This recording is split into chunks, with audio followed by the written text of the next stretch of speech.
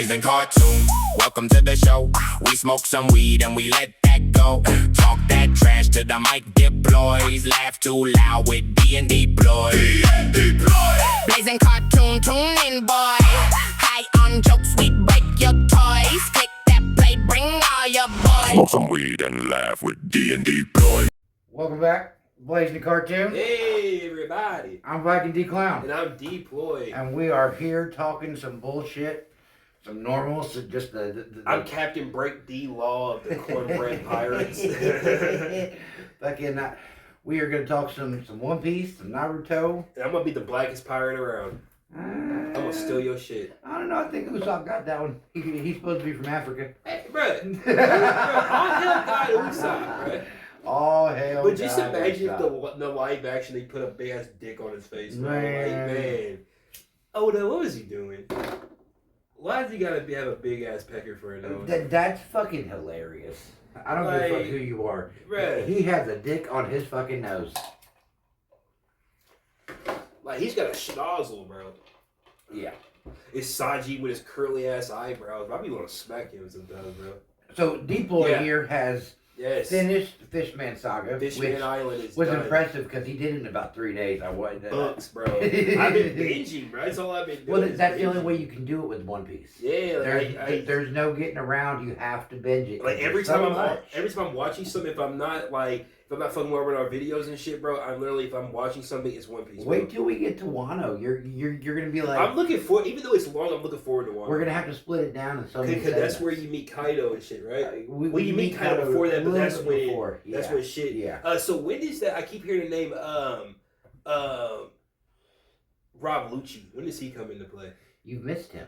You skipped Water 7. Okay. That's where he starts, is Water 7, which, I mean, you'll go back. I know you will.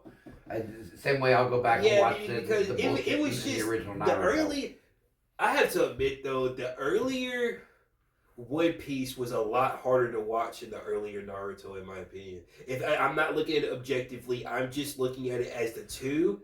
I feel like One Piece was a little bit harder to watch because it had more of a... And I feel the exact same about Naruto because there was no action as a child. True. There is no action. And as far as nothing Luffy, crazy. As far as Luffy, there's action, but it's very spaced out. Yeah, but how old is Luffy when it starts, though? You get to see him first at 17. Okay. Because, like... that's the downside. I feel like we talked about this before with Naruto, but they had to show the Ninja Academy, and it wasn't that they had to show the Ninja Academy. I'm starting to realize this. They had to show you the fact that he was an outcast as a child, and it wasn't about the Ninja Academy and showing him how he comes up and blah blah. The Ninja Academy also helped introduce a lot of other characters. Yes, I agree. But it was mainly to show that he was an outcast, and he was the Jinchuriki. Could you imagine a whole fucking like 10-10 arc, bro? Like, I'll shoot myself in the fucking head. I'm gonna stand on this to the day that I see different. I'd rather watch Shikimaru come up than fucking Naruto. Okay, wait till you get into the war and you see how much of a boss Shikimaru is there, because he's still like this. You're not helping my case then.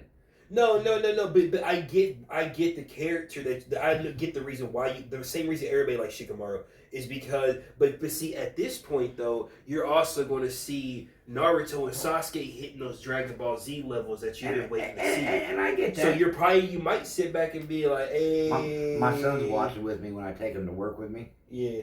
So he can go to work on time, you know? Yeah. And he's like, oh, you're actually watching. I'm like, yeah, I'm fucking watching. But it's a slow watch because I'm sinking it all in. Right. Where me and you can talk about it. Well, I mean, if I fall asleep during the episode of One Piece, I'll make sure to rewatch that. You know, because I'm actually trying to digest it. See, and I'm not... For One Piece, I digested it the first time without all the filler. Yeah. Okay, so I skipped every bit of fucking filler. It's not much. There wasn't a lot, no. But I skipped around to the big parts. Okay? And then the second run through, which was crazy because I did this all in a year. First and second, all within a year, okay? I watched it 100%. You know what I mean? I caught all the filler. Yeah. And, I mean, it's really... It's hard to digest everything they give you it's not hard to digest. No, it really is, because I mean, you gotta think, you're hitting on so much at one fucking time. Yeah, it's one of those shows to where, like, if you miss an episode, bro, say you miss some shit sometimes. Exactly. Yeah, you know what I'm saying? Time, but sometimes, yeah. Like, you might miss, like, that episode might be where he first awakened Gear 2, and the next thing you know, he's just using it like it's nothing. You know what I'm saying? Kind of be like, oh shit, where'd that come from? Or like the armament hockey and shit. You know what I'm saying? Like, where you missed Rob Lucci. Yeah. That's where fucking Gear 2 Luffy brought out Gear 2 for the first time. So Gear 1 is just not a thing anymore, because he just goes straight to Gear 2. He never was Gear 1. Never had Gear 1. So Gear 1 is just base level. Gear 1 is base level, him just being there. He can put some hockey on it, and come Elbaf, he learns how to control, like, different aspects. So he can be Gear 1 with a Gear 3 hand. Or Gear 3 with like a Gear 4 fucking... So he doesn't have to make the full transformation. Exactly. So he's able... He starts learning how to use shit different. Yeah, so... Okay? And that... How is that fair? Because you had the argument about Naruto and his Rasengan and his fucking Shadow Clone Jutsu, and I told you, it's not really about the move you're using, but I mean, he still uses the Gum pistol, but now he's using hockey. But do you know what the difference between Luffy and Naruto is? I'm not asking for the difference. I'm asking, like, how is that fair for the argument? It might not be fair, but do you know what the difference is between Naruto and Luffy? What's that? Luffy hits the fucking mark 100% of the time, damn near. Yeah. He at least lands a finger on these motherfuckers, okay? It might take a couple tries, but Naruto only lands like 1 out of 10 fucking shots.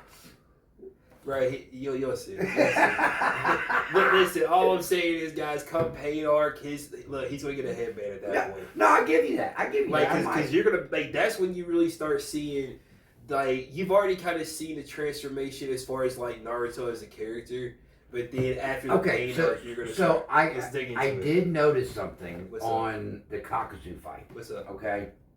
Was when Naruto showed up with Woodmaster motherfucker. Yamato. Okay.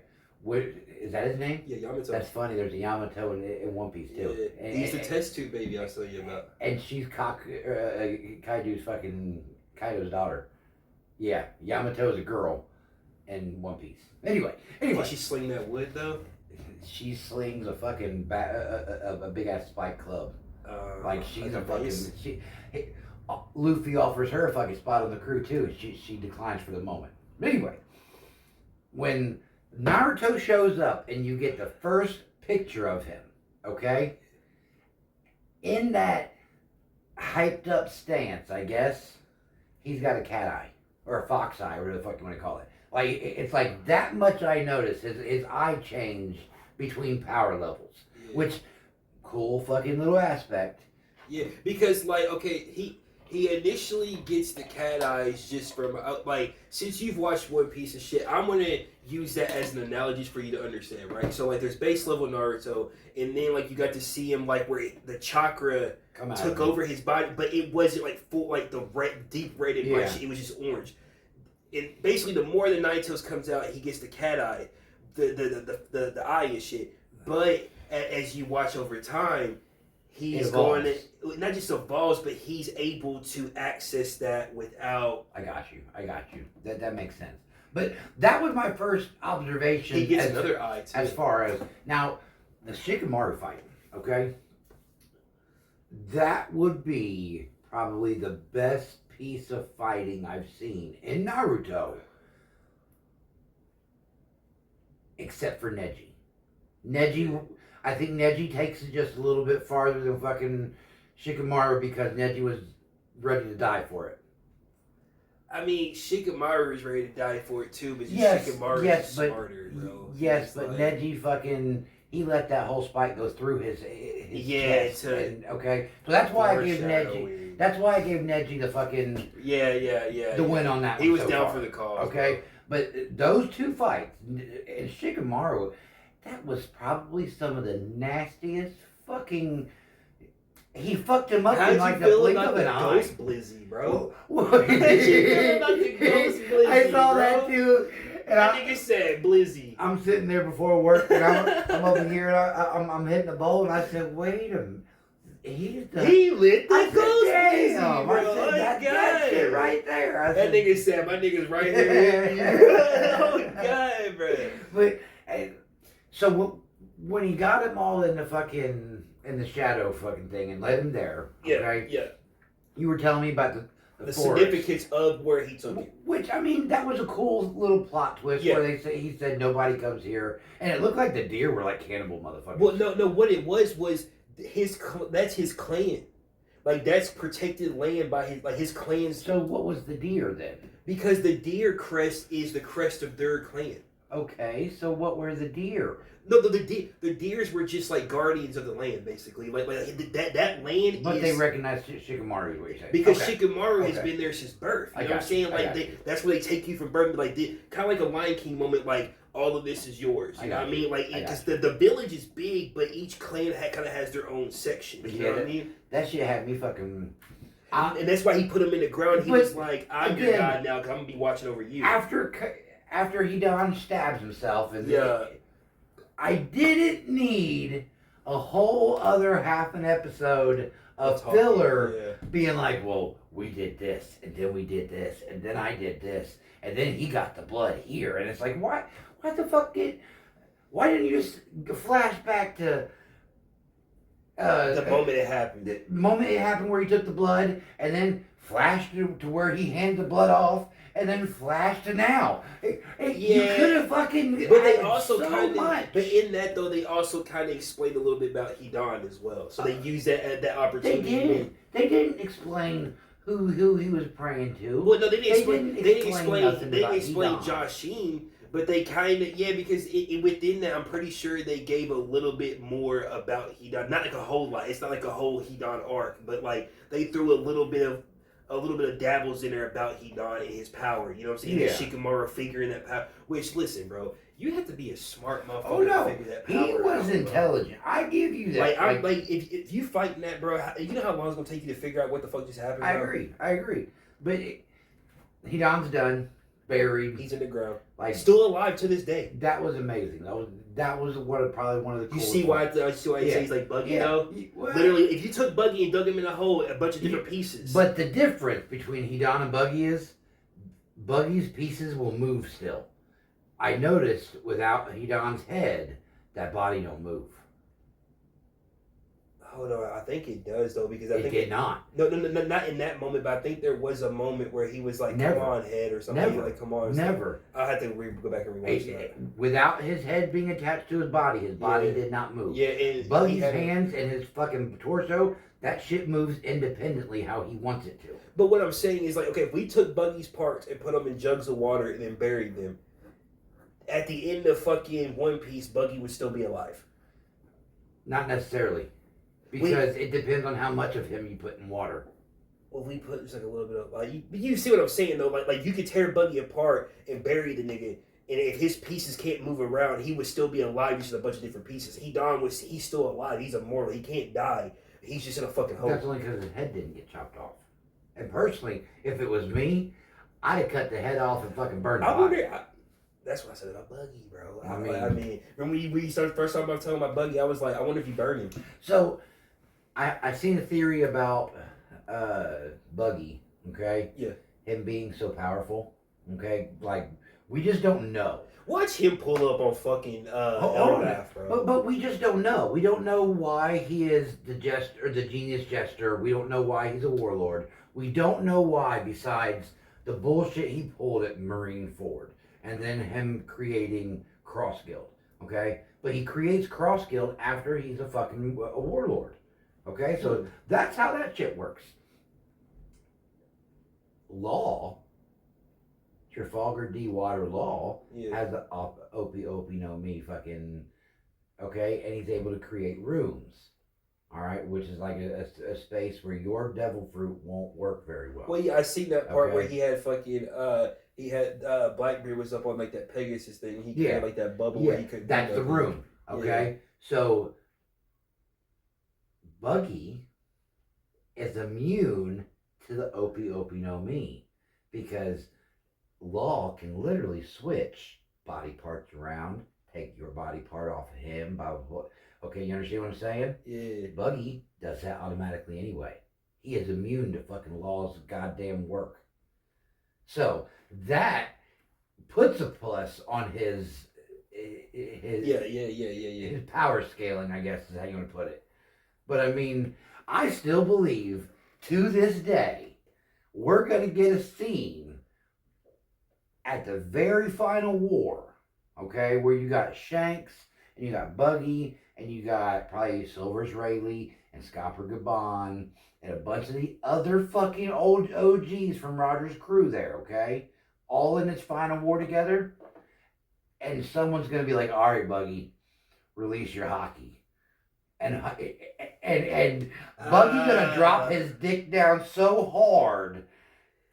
Bro, listen. He's gonna come up against Blackbeard. You had me until hockey, bro.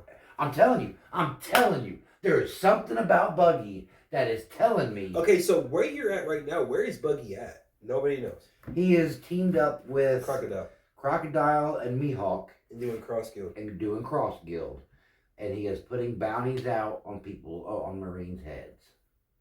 Okay, so, but other than that, though, I don't know, bro. I mean, that'd be dope if he pulled up on Elbath, bro.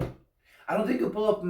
He's gonna. Because I'm sorry, bro. Listen, I know it was common enemy situation, but in Marine 4, bro, he's gonna pull at up a certain level. Luffy earned the respect of all the motherfuckers that he really had beef with, bro, in that moment, bro. I'm sorry. So, like Crocodile, I feel like Crocodile even's got like a certain level of respect for him now. So you've met Crocus now, the guy at the beginning of the Grand Line.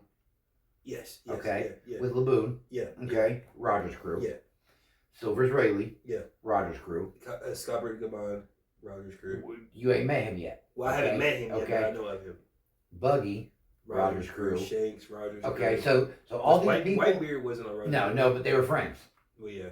They were what do they call it? Frenemies is how I would put them. Like yeah. Kind of like yes. Okay. What's the word? Camaraderie. Yes. Scopper Gabon has pretty much confirmed Roger's plan after fucking he got the One Piece. After he found the One Piece. Scopper Gabon has pretty much said to Luffy and Emu, y'all are ruining my old captain's plan, and I know what's going on. And but he says what the plan is? No, but there's a panel in this manga that shows Crocus, Shanks, Buggy, fucking Scopper Gabon, and Silver Israeli. They're all fucking shown, okay? So Roger set out a mission for these motherfuckers to guide the next person in line who's going to overpass Roger. And that's Luffy. That's Luffy. Well, okay? yeah, of course. Yes, we knew that, but it's been speculation all the way up until this time. This is solidification of it. This is solidification of that theory. But I mean, that theory alone is the premise of the fucking show, in my opinion. I just like how like the parrot theory started out as like a crackpot theory about Emu, and then like there's so much more shit that gained so much traction because there's so much shit that actually makes sense about it. I will give you, especially if you're gonna say that Joy Boy may have came from a tribe of monkeys, bro. I don't think he come from a tribe of monkeys. I think their clan symbol was the monkey. No. Hold on. Because I think there is something to do with monkeys, right? Because think about it. Who did Luffy train with when he was with young Garp? Monkeys, yeah. You know what I mean? They're connected everywhere. Who did Zoro fight with when he was off training by himself? Monkeys. I agree. Like, I just think it's weird, though, that Garp is over here having you train with monkeys, and Joy Boy might... I mean, I'm not saying he is a monkey. I'm not Frieza, but, like, I'm saying that, like, monkey might be relevant there at some point. You know what I mean? So... I mean, for Christ's sake, his name is Monkey D. Luffy, bro. Here's the kicker. You know of... What's it called? Sun Jin Wong. He's a Sun Jin Woo? No. It's a mythical monkey god that's been Wukong? Yes, yeah. Wukong. That's his name. Okay, that is an actual mythical being in Chinese, Japanese. I know. That is the basis of Luffy. Of Luffy. Wukong. Yes, Wukong. He's a monkey. He's a monkey, okay? So, in my opinion, I think it's all about their clan symbol. I think it was like we were. But they would have to get the clan symbol from something. A monkey. I know, but like, no, what I'm saying is like it has to have some kind of relevance. You know they were probably. We're not just gonna make our clan symbol a fucking dinosaur. They were relevant in their area. That's all. I mean, that's. Or maybe a tribe of monkeys. Like it's almost like a Tarzan situation where a tribe of monkeys saved Joy Boy at some point, or they kind of raised him. You know what I mean? And that, dude, this is all speculation. Yes, all speculation, guys. Like we're not even. We won't find this shit out. I just think it's funny the parrot theory started as a crocodile until the theory. Void Century flashback, and that's not year. that's next year. My ass, you're probably looking 5 years down the line. That's crazy, dude. Like in all reality, if I'm actually looking at it, okay, and you wanna put timeline down to it. Because right now, Luffy getting his ass whooped. Yeah. Luffy getting his... That's all I've been seeing is Luffy getting murked right now, okay? There has to be another training period for him. And there's only one person who has shown the ability to hurt Emu. That's Gabon, okay? Gabon's got to fucking train him. Time dilation is an issue on fucking Elbaf. So it's like a hyperbaric chamber. Exactly. If you train on Elbaf, like you're basically getting twice as much training done at one time. Or twice as few. It could run slower on Elbaf and faster outside. So hold on, but time doesn't affect like attacks and shit though. So like I could attack you and you're gonna feel it in real time. It's not right. Well, no, I was just wondering. I was like maybe that fucking Gabon was able to like not be affected by the time shit. No, it'd be more like instead of the sun setting every 24 hours, you're gonna see it every 48. Does that make sense? Yeah. Like your time would go fucking slower, but out on the outside, shit's. So every day here is 2 days out there, type of or more. We don't know. Yeah. But when they open up on Elbaf, what the very first line is, "Travelers beware, don't stay on Elbaf too long. You don't know what's going on." Because you don't know what's going on in the real world. Exactly. Like so they could be on Elbaf doing their thing and shit, and unless somebody comes and tell them, there could be a whole war going on outside Elbaf. Exactly. And they wouldn't even know. You wouldn't know really. But do they age the same on Elbaf? I don't know. Gabon has been there for 20 plus years, right? And he is fighting like if this motherfucker ain't fighting like he's in his prime, I would be afraid of a motherfucker in his prime. Well, I mean, that's not fair to say though, because Gabon's an old head, he's an OG goat. And like, I mean, look at all the other OG goats we've seen in anime. Like, look at Master Roshi, bro. He was an old ass man, but when it came to crunch time though, he got out there and moved like he was in his prime. I loved him in fucking Super. Oh God, in the tournament where he fucking God. buffed up. I said, "Oh, there's Roshi." Yeah. And then fucking, I just like the fact that like it always seems like shit boils down into an animal. Like we talked about with Avatar, like the lion turtles. And there's also a turtle thing in fucking Naruto. There's fucking this toads in Naruto. There's fucking the monkeys and the elephants and all that shit and fucking the fucking turtles and shit. And, why did the toad that Naruto is training with gotta be looked half gay? And then he gets the really Kakashi? Not the first one. The green one with the fucking puffy red lips. That motherfucker was gayer than shit. No, he gets the little orange one. And then when you get to see Naruto all growing up and shit, you get to see when he summons a toad, he actually summons growing up the little toad you've been watching the whole time. Yeah. They're growing up with him. But the toad shit though, look, you don't need to be reading too much into the toad shit yet because all this shit gets delved into right after where you're at. I got it. Because the toad shit also builds up the pain shit because he goes to train with the toads that be on fucking Jiraiya, the mama toad and the papa toad, and he goes out to the Mount Muyaboku or whatever, trains with them, and like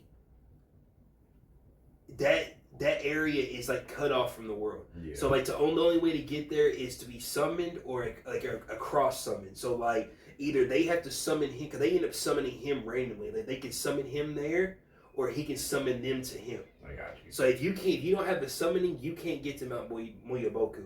And the training's different too because like their gravity and shit is like it's like the hyperbaric chair. Remember how they were like gravity and time moves different and shit. Like he's under like the gravity there is like whoa, like it's hard to move and shit. Because you're learning how to like move the energy around you, bro. And it's you'll see.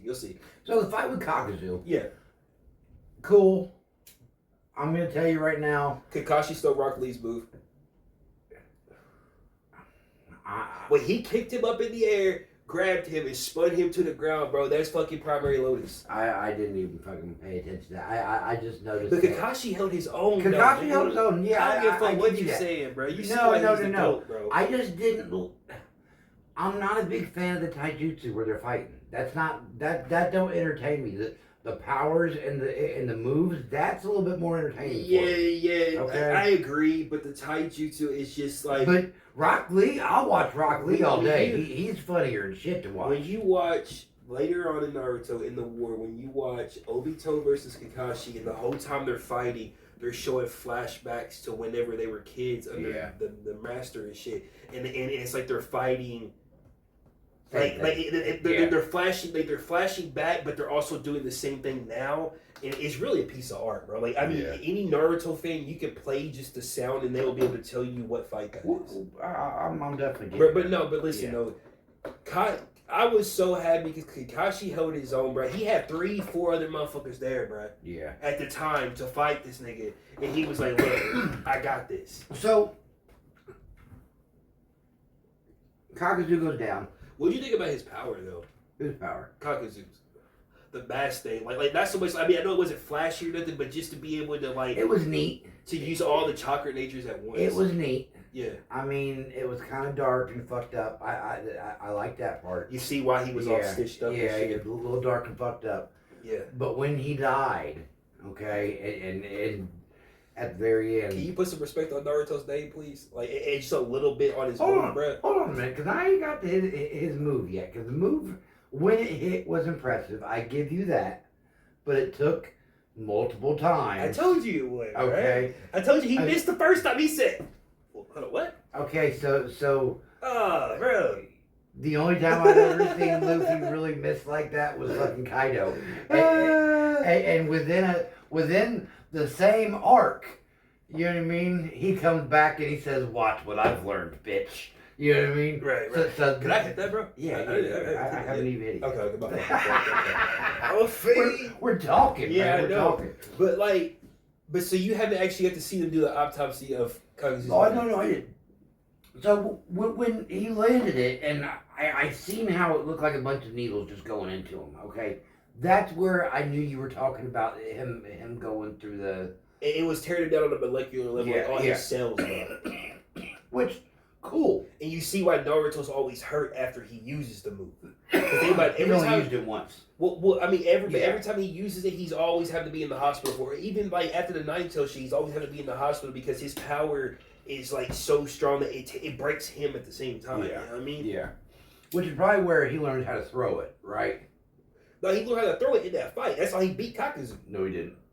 No, he did not throw that bitch. He fucking connected with it. Oh, he did connect with... Yeah. Okay, yeah. Like, he learns because it's a shuriken. He learns how to throw it, which is yeah. where he won't get hurt as bad, right? Yeah. Okay. So that's where I was making sure of that. Yeah. But he still drives it. He shattered his own fucking arm. When he learns the Nine-Tail shit, bro, and he's able to use...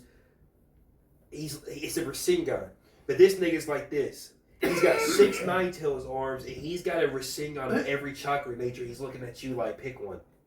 You want fire? You want water? You want pick one. You watched Fishman. Hold on, okay, yeah. So we're switching to One Piece for a second because I got some shit to say.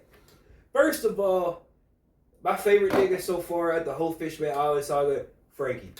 I don't give a fuck. He carried that whole saga with his comedic relief. I love Frankie. This nigga, okay, let's start at the beginning. They're on their way to Fishman Island. they run into some fuck niggas, bruh. The fuck niggas get on their shit. They capture a fuck nigga in a barrel. Well, no, they didn't capture him. They captured him and he snuck off into about Caribou. Yeah, he snuck off into the barrel. Yes.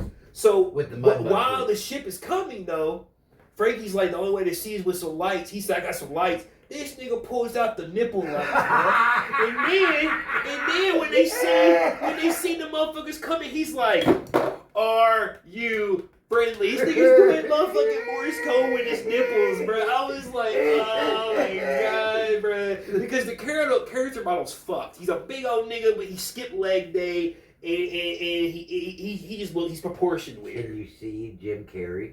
I can see Johnny Bravo is what I see. Yes, but can you see Jim Carrey's acting? Yes, yeah, his comedic relief. Yes. Yeah. So they catch Caribou. Caribou sneaks off, but he's still on the ship. He's in a barrel. This nigga pops up. He's like, okay, so I'm gonna wait till this Kraken attacks. That's gonna be my perfect time to take over. He's plotting.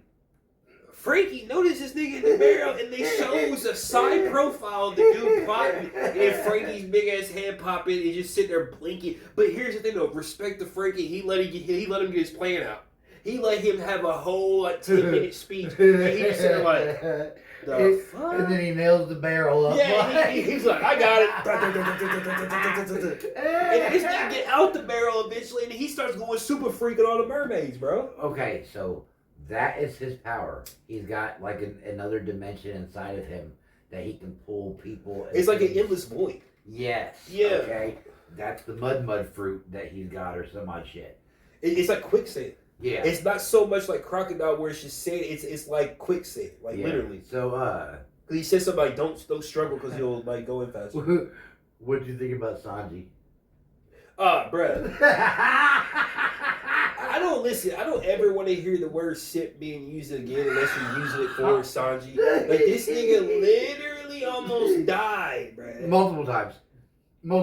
From multiple times. From fucking... Look at Nami alone. Yeah, but fuck, no, once he reached the fuck, he seen all the mermaids, bro, this nigga had to get blood transfusions, bro. I was like, bruh, there's no way you're down that bad. That dude, the only one that I ever seen down bad worse than him was Brock. With Misty and some fucking Nurse Joy. Right. Oh, okay, you said Brock, my fault. I was thinking about Brooke for a minute, because I will say, though, I've been watching Brooke, right? Ever since they all met up at Sabayoni Archipelago, and they took off. But I've noticed Brock throws in subtle things, right? Brooke. He throws in so like there'll be like something be going on or whatever, and he'll just notice like a minor detail that's actually like a pretty major detail. Like, usually whenever they're like, hold on, where everybody go type shit, it's either Usopp or Brock. Or Brock would be like, Brooke would be like, oh, well, I seen this. Or he'd be like, well, this doesn't, like, it's just like, you're just throwing the subtle observations in there. But I can see why Brooke, his move though, bro, like, especially when it was essentially a genjutsu, for real. He put them niggas under a spell with his violin and had them niggas thinking they were at a fair, bro. During the war, throwing the fucking shooting the artillery up, and then when they were like, artillery unit go, and he started playing this shit, bro, they're all like, oh yeah. He's like, it's time for the fireworks, and they're like, what the fuck are you doing? He's like, we're, like, we can't. So, okay, so you just now looked at a little bit of what Brooke can do, right? Like, his move where he could, he just, like, he drops his sword and everybody's wraps. In Brooke's flashback, yeah. Okay, after, like when they're mentioning Goldie Roger at the end of his thing, he says specifically, oh, I remember a young upstart rookie coming up with that name, okay?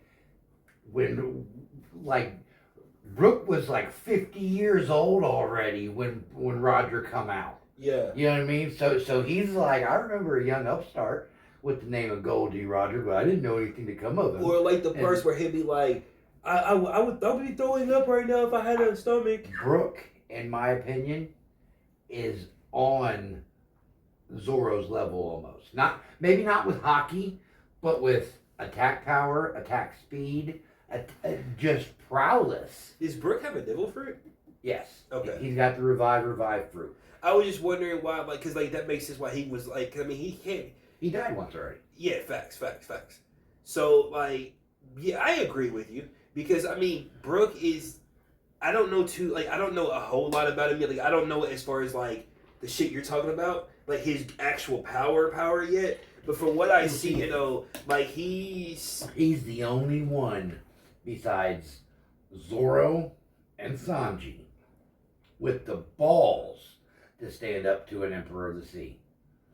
He fucking fought Big Mom for rounds, talking shit to her back and forth. You know what I mean? Yeah. And he kept his own until the end. You know what I mean? But No. I can already see Brooke being a major character. I mean, I kind of start to see the relevance in each person on the crew. You know what I mean? Now, I'm not gonna lie though. We're gonna rewind real quick though back to the beginning, like even back to the bar scene where fake Luffy and all them was trying to gang up on Nami.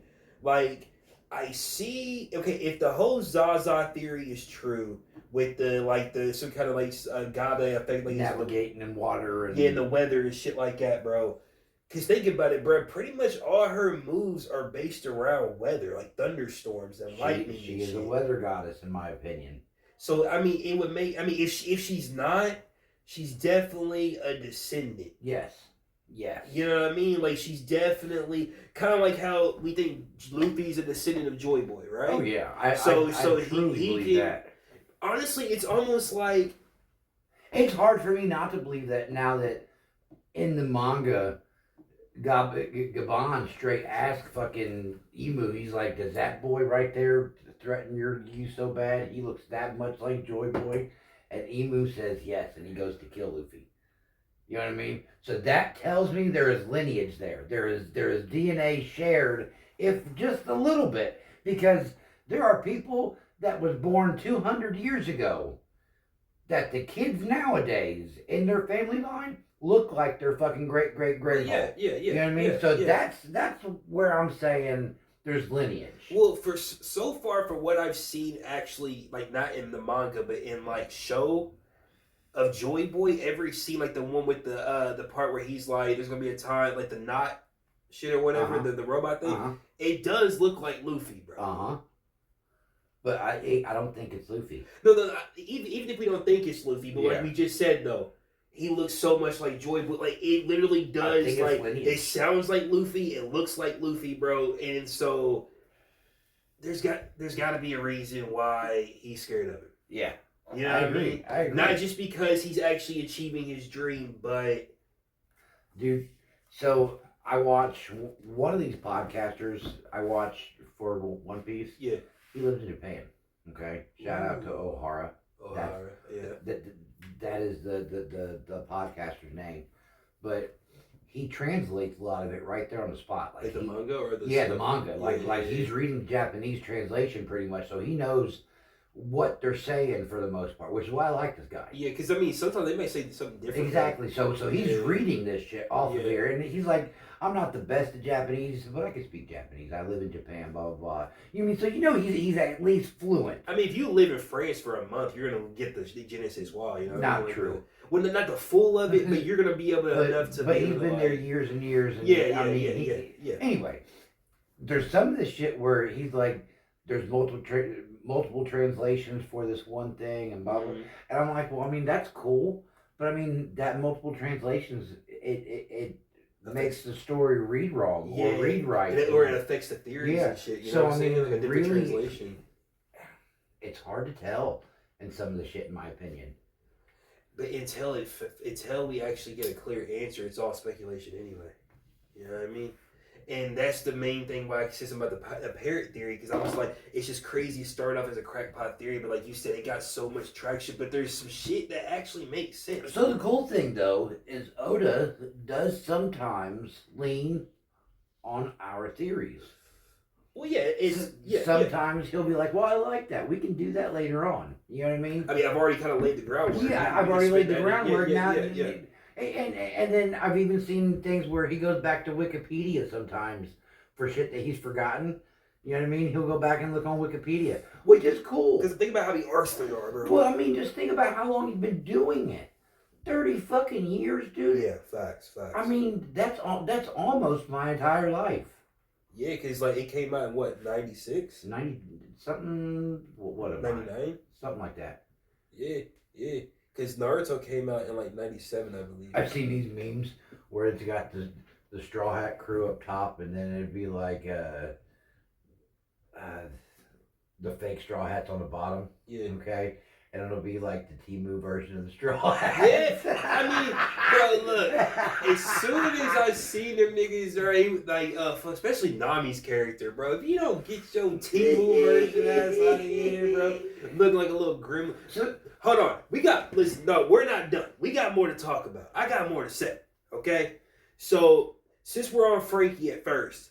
Okay. We're gonna flash forward to the war part where this nigga start coming out with his new weapons, bro. That's all he's worried about. He's like it's time to take shit up. Look at my toys. I mean, everybody else is turning up. Might as well turn up. Look at my toys. This nigga, bro, look, this is where he looked like Jim Carrey, bro. He swooshed his hair back, bro. I was like, ugh. And then he ends up in a motherfucking Megazord Frank. I'm like, this nigga wild, bro. Man.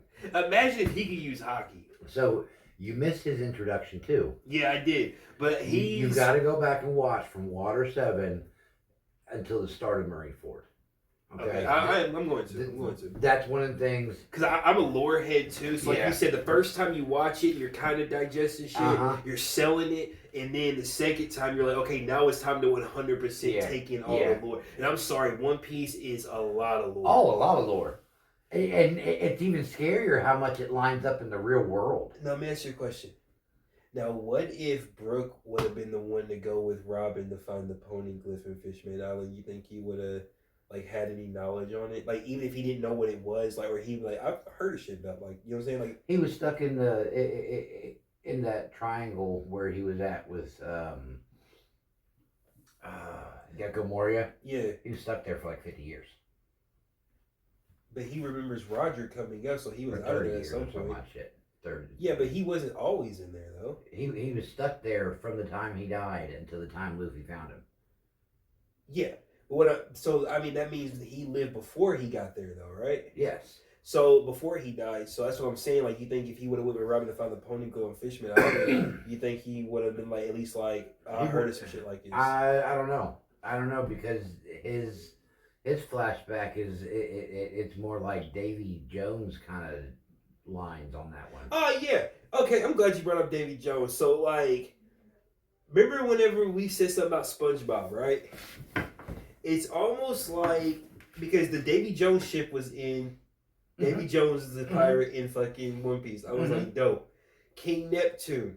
I'm sorry, and I'm not gonna sit here and say it's confirmed, but they do kind of look like SpongeBob. SpongeBob, I give you that. I feel like SpongeBob might have modeled their King Neptune from the show and shit from One Piece because, I mean, of course, he's not the same guy, but about the same time era.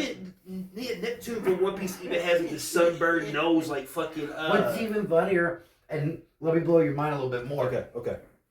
Blackbeard in One Piece looks like Davy Jones and SpongeBob. It laughs like that, bro. Yes, bro. Yes. Yeah. Bro, Blackbeard, man, it's like almost you have to commend him for being an opportunist, but it's just the way you go about it is bitch-like. I don't like that. Yeah. Like you show up after niggas that had 3 holes in it. Just because your bitch ass can't use hockey, bro. Like you're basically kind of doing the same thing as fucking. I'm eventually gonna get my fucking beard to where I'm at. I did like though on Fishman Island though, it gave more. Okay, we talked about it. Jinbei was kind of. Oh no, he was the cause of her. Jinbei was the cause of Nami's life being shit. I mean, her life wasn't probably the best, but she went from that to how she ended up. Was because of Jinbei, because he freed Arlong. And Arlong. In return to becoming a warlord. And Arlong just kind of got to run this certain part of the sea, you know what I mean? And Nami's people just happened to be in that trajectory, you know what I mean? So it's not like he said, hey, go fuck Nami's people up. Arlong already had that in his head from the Fisher Tiger shit of like humans were meant to... Isn't it crazy how well... Oda has spider webbed everything together. Yeah, he blends it in very well. Everything's connected in some Yeah, way. yeah, because here's Jinbei, and they explain why Jinbei is like feared amongst everybody, and then fucking, I even like the fact that they were like, oh yeah, we're supposed to have a message for you, Luffy. He said, don't fight Horty. It's because Zoro, they give it to Zoro. And he's like, don't fight Horty. What the fuck does that mean? They kind of find out who's the main protagonist right now, or antagonist right now. What do you think about the fight between fucking Luffy and Jinbei? Yeah.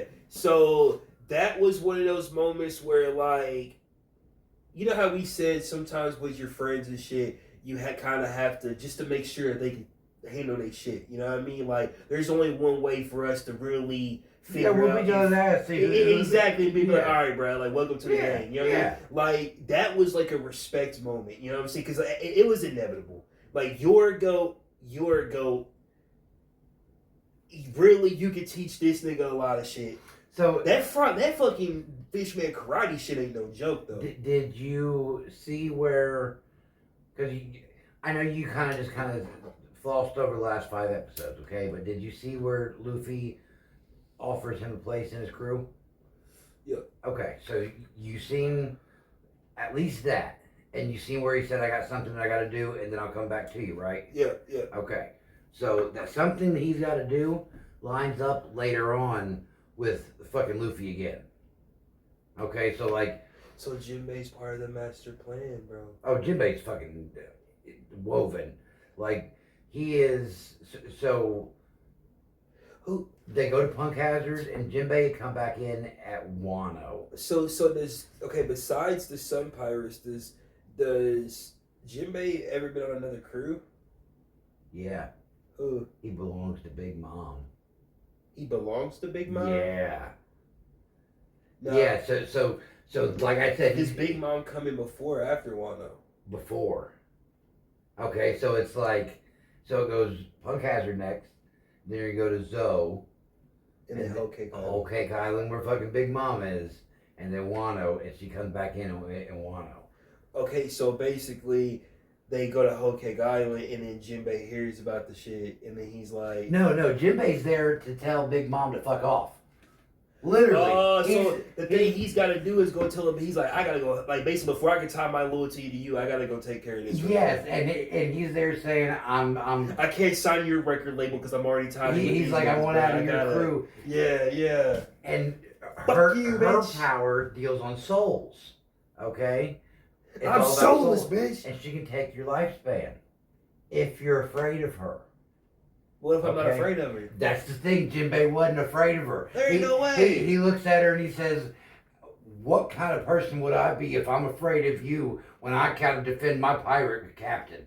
Okay, he's talking about Luffy. Bruh, listen. And Jinbei be spitting facts, bro. God, he be spitting facts, bro. I be like, damn. Jinbei is the old black dishwasher in the back of the... No! Jinbei is the old black dishwasher. Been to prison a couple of times, been around the block, was wise as fuck. He's wiser than a motherfucker. Spits nothing but facts. He's over here, he's like, well, one of these days... Wax on. You're retarded. You said he's the old black dude. Tell me I'm wrong. You're not. No, that's the part that makes it funny because I know a couple. That's the part. Yeah. He said that he's even built like round as fuck. That old black dishwasher sits in the back of the store and he's like, I ain't gonna come back out there and I run this bitch yeah. I stay out the way. Look at that, bro. But no, I ain't gonna lie to you. I did like the fact that they got to show us a young Jinbei. And young Jinbei was not playing, bro. Yeah. I mean, Jinbei still ain't playing, but Jinbei's also matured. You feel me? But young Jinbei was kind of like, basically, look, you don't want to do that, bro. Yeah. Okay, look what you made us do, bro. And he kind of shaped like Chris Farley, though. What's the dude that the dude that did whose line is it anyway? Oh, Jim or Drew Carey? Yeah. No. He was big. But no, Jinbei be spitting facts, bro. I like Jinbei. Yeah. And like this nigga, like that Fishman karate shit, bro, that was a nice touch. Because he was like, when that big ass fucking giant dude went to swing at him all powered up and shit, he was like, kill. So you seen Luffy break out his Conqueror's Haki? Okay, yeah, let's Okay, yeah, Conqueror's Haki there yeah. at Sabaody. Okay? Yeah. Which was cool. Yeah, he just flexed it. Like, nigga, later, dude. Just an eyeball. Yeah, later. I'll do it later. But then in Fishman Island, he truly breaks his fucking, and it's like several times. Yeah, but that first time when Sanji and Zoro are here bitching like we all got to do at least 20,000 people, blah blah blah. You know what I mean? Yeah. And then Luffy just walks through them like, and they're like, "What the fuck is Luffy doing? He's gonna get killed!" Like, don't Luffy, and he's just like, "Hurr!" And he's like 50,000 done. And then, Yeah. Because like honestly, I like the fucking like he's like. I've already get to see him use 3 different hockeys, bro, at will, just like it's nothing, though, like child's play. The armament hockey, bro, he's using that to perfection now. And it ain't perfected yet, but well, yeah. not perfected, but like he's like able to like he's about to headbutt you and he can fucking armament hockey on his forehead, bro. Yeah. Or that comes in later in Dressrosa. No, that just happened. He just used it, bro. Yeah, Whenever dude chopped his head off, he was like, I know, I'm made of rubber. But there's a dude in Dressrosa that has a fucking family grudge against Garp. Okay, and he finds out he's Garp's grandson. Alright? So this motherfucker has like the dude that he is fighting Luffy has his head dented, okay? From where him and Garp had went head to head. Alright? So Garp's hard headed. Luffy hits this motherfucker in the head so hard with his forehead that it fixes dude's head. And they become friends at that point. It's like, I'm not even mad no more. That was literally pushing on a button, bro. Like, I'm not even mad no more. Oh, no, you'll like that story. Okay. There's a whole story behind that. that. So, like, let me ask you a question, though. When does Garp really start coming back into play, though? Like, he comes in and out the whole time. I know, but, like, isn't there a span besides Marineford? So actually, like, the only thing you miss at the very end, I mean, if you want to go back and watch it, I think it's the very first one that you didn't watch, okay? Yeah. But it's talking about how the admirals after Marineford all had a fight. That they were there was a power struggle inside. Well, yeah, because Akainu was about to become Garp an admiral. didn't step down, but he didn't step up. Sengoku got kicked out. And then Akainu and Garp don't like each other. Okay, yes. Yeah. Which means Garp says, "Fuck you. I'm rolling." And then old boy defects too, fucking, because he fights Akainu. And he defects, but then he might be spy for Garp on Blackbeard's. Okay, so Garp literally retires. Okay, retires, but there's something called Sword that he still runs, kinda. The Black Ops. Yeah.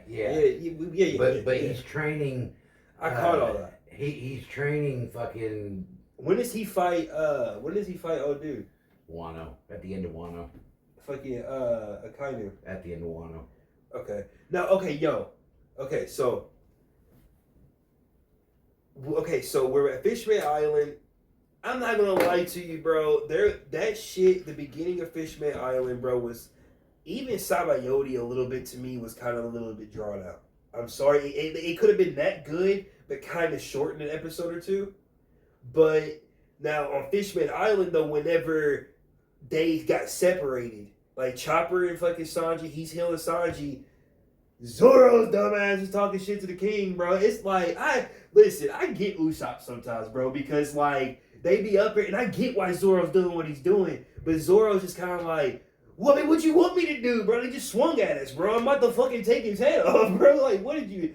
Talking's done, bro. Like, he just threw something at us. Ain't no talking with Zoro. Well, yeah, but like other niggas are kind of doing a little bit of the talking, and then they might throw a can at him and be like, he just threw a can at me, bro. What do you want me to do now? I gotta take his head off, bro. I don't know nothing but violence, bro. Like, that's why you talk. And then he starts talking on the fucking transponder. I'm like, oh my god, why are y'all letting Zoro talk? What'd you think about Usopp's little pop greens? Yeah, that was cool. Like that plant shit. Yeah, that was cool, bro. And honestly, I was kind of impressed with Nami. I mean, not really the skill set, but like her skills was impressive. But I just liked how every character evolved. And the dopest one is the airwalk. Fuck what y'all talking about. That airwalking shit is kind of dope. Fuck yes, thank you. And not just that, but when he first really pulled it out in that when they were fighting all the 1,000 motherfuckers and shit, other motherfuckers were already like, oh, bro, like we've seen, like it was already like, how do I put it? Like motherfuckers recognized what it was. You know what I mean? Because it comes from CP9. Okay, that's a power that Rob Lucci's crew has. Yeah, yeah. And fucking Sanji's like, wait a minute. Yeah. Watch this shit. And then, so Because Sanji... Robin's even like, huh. Did you catch any of Sanji's training? Not much of it. Oh, did you watch any of it, though? No. Okay, so, fucking, he gets sent to Yvonne Cox Island. I know. Okay. Well, yeah, like, there's the lengthy flashbacks to Fishman Island about it. Like, even when he first really pulls out his main move. Like, that's where he ran for days and yes, nights and days. That's where he learned how to do the only way out of this bitch is up, nigga. Hey, up and away, bitch. Watch me fly, I bitch. don't want to let that kiss me. One day I'm about to be up in the air, bro. This nigga said, I'm about to walk on air, bro. Like, I was like, yo. But it made sense. It made sense, bro. Now, Zoro, though, what impressed me was because when you said something about Horty Jones, you got to give it to dude. He low-key came in. Horty Jones? Yeah, because he came in initially, and then he was like, okay, there's your dick on the table. Now I'm going to show you a little bit of mine. And then here's some more of mine. And then, hold on, wait. But, okay. So, Luffy goes into, he's like, bro, whatever this room is, it's really guarded. I feel like that's where the food's at. This nigga goes in there and he's jumping around on some squishy shit. It's a mermaid's titties, bro. A giant mermaid, bro. I'm like... Weepy Hoshi. And this nigga, yeah, Weepy Hoshi, he was like, I'd like to introduce... This is Crybaby. I was like, no. He was introducing her to the crew. He's like, oh yeah, everybody, I'd like to introduce. This is Crybaby. Mm-hmm. I'm like, damn, Luffy, you are a savage, bro. Call her Crybaby off top. Oh, dude, if he gives them a fucking nickname, it is hilarious because he'll never use that real name. Yeah, Buggy. He never got Buggy right. Yeah, it's like, here comes fucking Boggy the Clown? Yeah. Baggy the Clown? Yeah. Like, what the fuck? So he calls Doflamingo Mingo. Doflamingo Mingo. Me and Mingo. Me and Mingo Mango over there. Bro, that nigga's walk kills me, bro. Oh, man.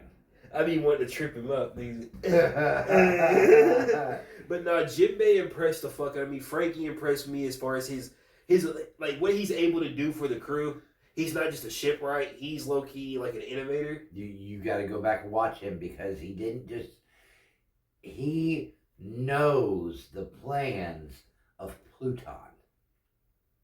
Okay, Pluton's the weapon that's like world destroyer. Okay, like is destroy. I don't know, but. We may have just figured it out. We may already have another Pluton in the fucking show. Yeah, because whatever happened to the... No, you're not thinking right. Think. If Frankie knows the plans of Pluton, Frankie made the motherfucking ship. Frankie has all kinds of robots coming out the ship. True. Frankie could already have Pluton made. Or be making. Or, since they're in Elbaf right now, and they just cut off a fucking limb of the tree. Yeah, that's God shit, bro. Either he's going to upgrade the ship to where they can take Loki's big ass with them, or he's going to add on to the ship. Like a sidecar. Like a sidecar. They're going to have a sidecar for Loki. Oh, no. Beep, beep. Get out my Vespa. All they would really need would be like a fucking raft. Or, honestly, look, it would look goofy with his big ass on the ship. I'm just saying. Yeah. But, like, or at least a strong enough ship to handle his big ass. I mean, think about it. Roger had a big ass egg on his ship. I don't think Loki will join the Straw Hats. I just don't. Because he is so fucking large. He can't shrink down? No, he's already the largest giant. Like, if a giant is here, he is here. You know what I mean? He is already the largest giant of that age. And their ship is just not that large. No, it's not. Unless he changes to dragon form and can fly with them the whole time. Or like go underwater, like fucking. He can't go underwater. Oh yeah, fuck. It's devil fruit. That's what I'm saying. Like he would have to fly with him the whole time, and I don't think that's ever gonna fucking happen. Unless they figure out a way to like shrink him down like a shrink ray or something. I think what'll happen is they will go. He might just pull up. They will part their ways. Yeah. And he's gonna pull up a Merjois with all kinds of fucking artillery and people, and just be like, "Welcome." He open his hand or drop a bunch of fucking people just down and be like, "This is my army." I mean, true, bro. You know what I mean, he can literally Trojan horse. That's what I'm saying. That's what I'm saying. Like he just build not even a ship, just a platform to where he's carrying it. You know what I mean? A bag. Yeah, a bag almost, where he sets it down and then thousands. Yeah. Yeah. Bro, that's crazy, bro. I mean, listen. I don't know if Loki's. The reason I don't think Loki's gonna join is because I think he's gonna be one of those motherfuckers gonna pull up like I think, Shanks. huh? Like Shanks. Yeah, that's what I'm saying. Like. Because they keep putting motherfuckers in the show that are like, okay, like we were talking about with Marineford and shit. Shanks stopped Kaido from going to Marineford.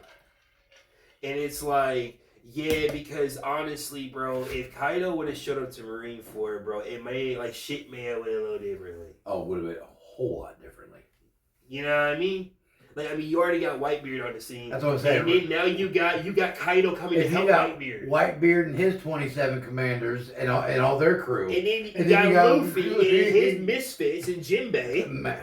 I'm not going to consider Jinbei a misfit. He had the misfits. Luffy, Ivankov, and the dude with the scissors that cut the fucking strip to go up to the platform. Mr. 3. No, him too. He kind of came in clutch. He was clutch at the end. Yeah. I'm talking about the dude that popped out Ivankov's hair. Yeah. Okay? Yeah. Them three, and then Mr. fucking 3. All right? Yeah. Them are the stars of fucking... And then you got Jinbei at the end who gets him away with Buggy in his hat. Okay? But Buggy was the star just because he did it on screen. Yeah. He was mass media, bro. And then him sweet talking that little snail. Like, come on, dude. Just do it for me. Come on. Yeah, because when he put up Marineford, he already had a little section of his own followers and shit. But thing is, it was just like dumb luck that shit was working out the way it was, though. But hold on, though. So, Neptune, so we get to meet Neptune and shit. And Zoro, they seize the castle on accident because they know there's just a lot of miscommunication going on. Yeah. Like, they're up there as guests, but then the other people are like, oh, we gotta take them in. We got missing mermaids and shit. Like, and it's just weird. And Zoro's like, well, bro, they obviously don't like us no more. We gotta capture them at least. So, capture them, capture a king. And he starts talking for them on a transponder snail. Like, what do you want? Like, the dude starts ringing the doorbell to go up to the castle. He's like, why ain't they answering? What do you want? I'm like, why are y'all letting Zoro talk? So at the end, again, something you might have missed was the box, the treasure box they sent to Big Mom from Fishman Island.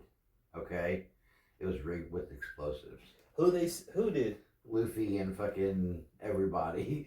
Jinbei. No, okay. So they didn't think. Why Big Mom? Because Big Mom owned Fishman Island.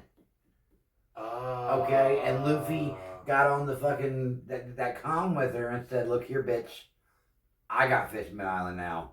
This is mine, but I'm gonna give you a tribute just so you know what I mean." Peace. We got nothing but peace. And he sent this fucking box that was given to him, and he's like, "I don't want this box. You can have this and all the treasure with it, right?"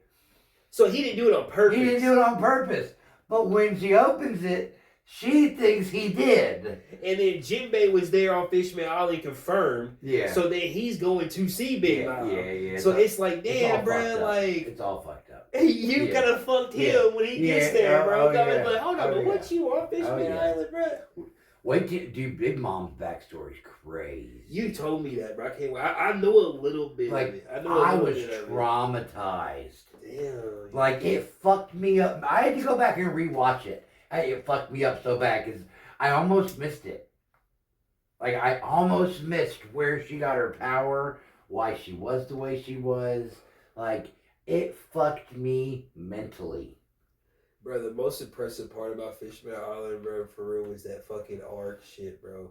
The Noah, I was like, because, okay, at first, it just popped up out of nowhere. It's like, oh shit, here's this ship, the Noah.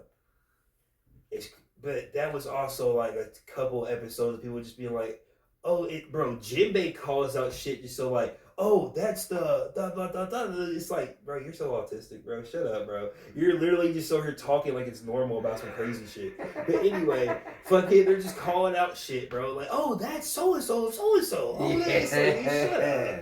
But anyway, fucking, the Noah pops up, and they kind of find out it's fucking VikingDclown up there, bro, with the mark fruit. And he's like, look, mermaid bitch, I want you. If you don't want me, I'm throwing this ship at you. Yep. Literally, that's what he said in Layman's turn. He said, if you don't want me, have this ship as a testament of my love to you. And then his gremlin falls off, big old boo-boo, gets beat up, and he's like, why'd you kick me for it, bro? Like, what do you mean? And he gets stabbed. Yeah, and he dies. Sad guy. But anyway. Which means his fruit is out there now. What, was that a fruit? The mark fruit? No. Yeah. I was gonna get to that. I thought you meant the little troll guy that fell off. No. Okay, cool. But anyway, so Horty Jones though, man, like this nigga was like, he's seen this shit coming. He has already got whooped by Luffy twice. Like, literally, niggas are like, yo, Captain Horty, are you okay? Like, we got a ship coming, and it's, like, big. He's like, shut up, I'm dealing with my own personal issues over here. He just got beat the fuck. He literally just got sick, but he got beamed by a fucking armament hockey, bro. And, like, and even Luffy's like, damn, I didn't think you could get up from that one for sure, bro. Like, but this nigga pop up, and he sees his ship, he's like, and they find out VikingDclown's up there, and he's like, hold on. So that means you trying to kill me too? I toned fucking Horty Jones to the fucking raged out meth heads you get around this motherfucker. You know, where they're just like... But the ones that are smart just a little bit, bro. Because he climbs the chain, gets up there on the Noah, and then he, like you said, he's like, so I'm gonna kill you for betrayal, first of all. Yeah. And then second of all, what happens when you die? That means your fruit will go out. And this bitch is gonna fall down. So I win. That would be where I think that Usopp should get a devil fruit. He should get the mark fruit. True. That should be his fruit. But I think, in all reality, that should be for another time. Because we are running out of time here. Oh shit! Yeah. We've been going, bro. But thanks for coming. Yeah, fucking Punk Hazard's next. Punk Hazard will be next. Yes. More Naruto as well. Yes, we're grinding. Survivor starts next month. It does, though. It does. We will be hitting up on some pregame Survivor. Then I think at beginning of September is when that starts sometime. True. Okay, so I mean we'll be there with all the fucking pregame on that one. Come back and get us. Like, yeah, you know where to find us. We're everywhere, bro. Thank you. YouTube, everywhere. And if you've been around until the end, like and get subscribe for us. Keep it coming, man. We love the love. Fuck yeah, we're growing so much. We're chilling. Y'all fucking get back at us. Later, guys.